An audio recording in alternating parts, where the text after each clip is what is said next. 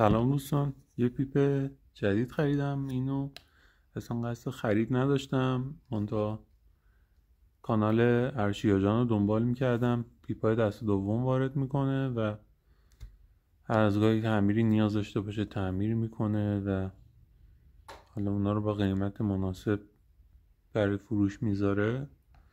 گفتم یه خرید داشته باشم. این پیپ رو دیدم چشمو گرفت، نظرم خوشگل بود، قیمتش هم مناسب بود دیگه، خریدمش. این بازش بکنم.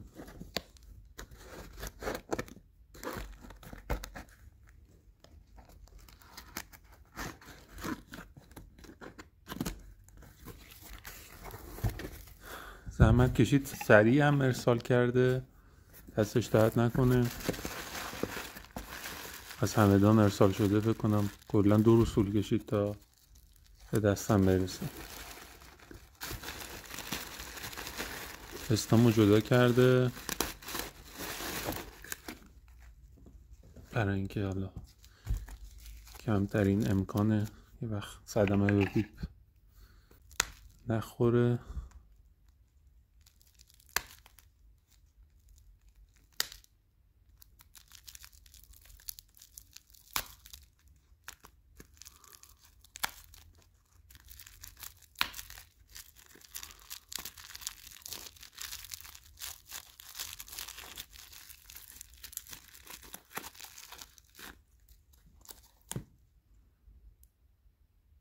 استم پیپ هست،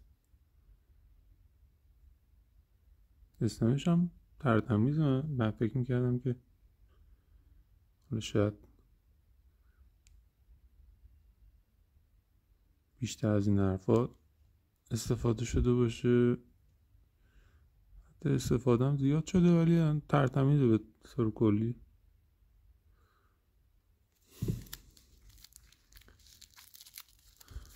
میریم برای باز کردن استامل.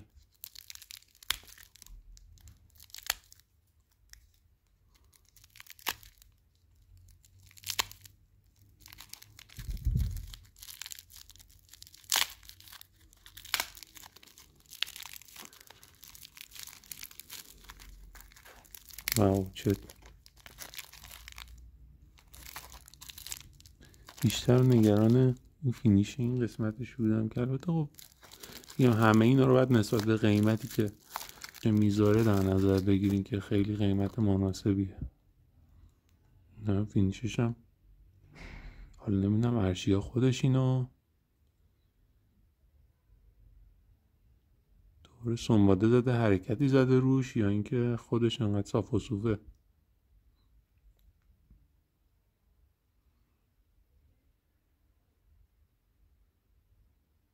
خوبه واقعا. توش یه مقدار کیک کربونش نیاز داره که تراشیده بشه. بذار اینو روشن کنم.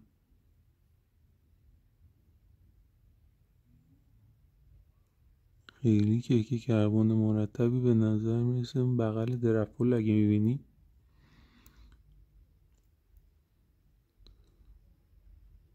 سوراخکاری خوبه، خیلی هم انگار استفاده نشده. یعنی اینجا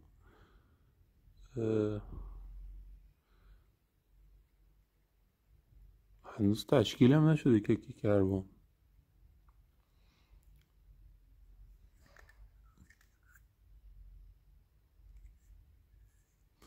یا ارشیا جان تراشیده، نمیدونم.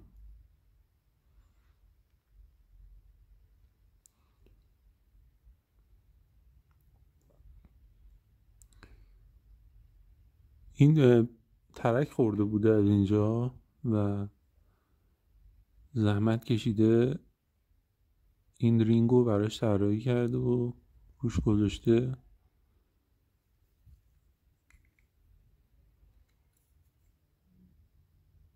و خب خودش هم چوب نازکی داشته این قسمت. خب این رینگه میتونه خیلی کمک بکنه.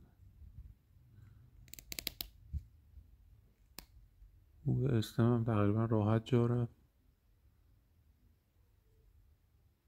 خب اینجا اینوری که استمام جا میزنم یه خورده بالا پایینه، با شنک خیلی متوازن نیست، ولی اینوریش که میکنم کاملا با لبای شنک اوکی میشه. این قسمت ها یه ذره براق بودن این قسمت ها رو نداره.